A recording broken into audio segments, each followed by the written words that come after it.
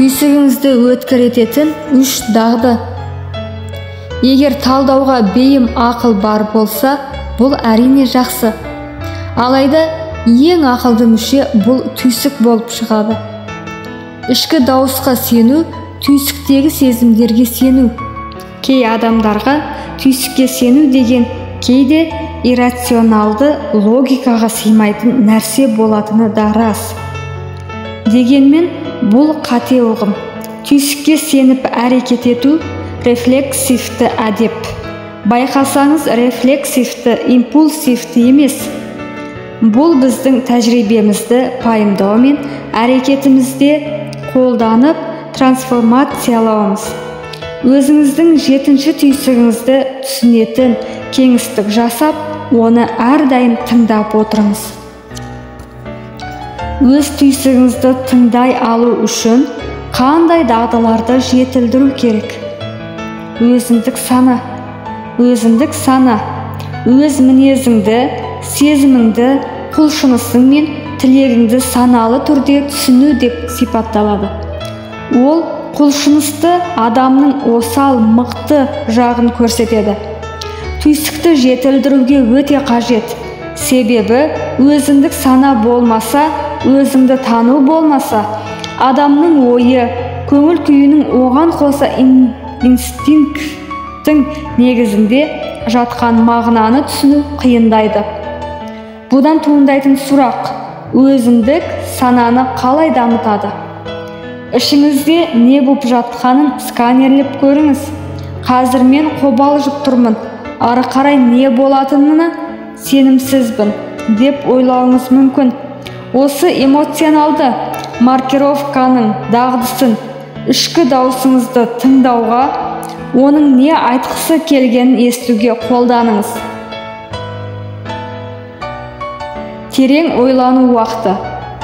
Біздің сезіміміз бен сенуіміз кездейсоқ емес.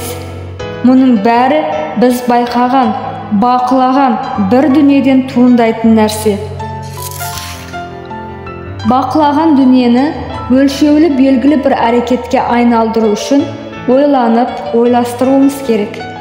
Басқаша айтқанда, инстинкт ақпараттың бейберекет бөлшегі болып шығады. Олардың құндылығын анықтау үшін дер кезінде тауып отыру керек. Біз түйсік дейтін нәрсе сан алуан бөлшектен құралатын пазл сияқты. Осы фактілерді терең ойлап, объективті әрі әділ талдау жасай алсаңыз, дұрыс шешім қабылдауды үйренесіз. Әділдік. Сіз өзіңіз ойлағандай сенімге лайық емессіз. Әр адам өзін әділмін деп ойлайды. Шынайылық туралы сұраққа әрдайым сондаймын деп жауап береді. Алайда әрекеті кері мағынаны көрсетеді. Түйсік жақсы нәтиже көрсетсін десеңіз, яғни жамандықтан сақтасын десеңіз, қалағаныңызды шындық деп қабылдаудан арылыңыз. Арамызда кей адамның өзінің жаман әдетін жақсыға балай білетін кесапат таланты бар. Неке, карьера, өмір неден күйрейді? Себебі адам жаман инстинкттеріне бағынып, өзін солай ойлап, әрекет жасап, үйретіп алған. Әр адам жүрек түкпірінде жақсы.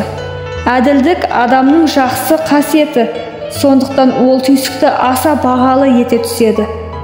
Егер біз жаман нәрсе жасауға ынталансақ, артынша одан бас тартсақ, бұл әділдіктің әр адамға өзінің кінәсін мойындатқаны. Ұятпен, кінәні сезіну мен түсіну шетке ығыстырып тастап кете салмай, адамға күтпеген әрекеттерге және керексіз нәрсені жасауға қарсылық көрсетеді. Көзіңізді жұмып, терең тыныстаңыз. Түйсігіңіз не деп жатқанын тыңдаңыз. Әр нәрседе әділ болсақ, біздің ойымыз, сезіміміз, инстинкттер анағұрлым дәл, құнды бола бастайды. Олар бізді дұрыс әрекет жасауға итермелейді.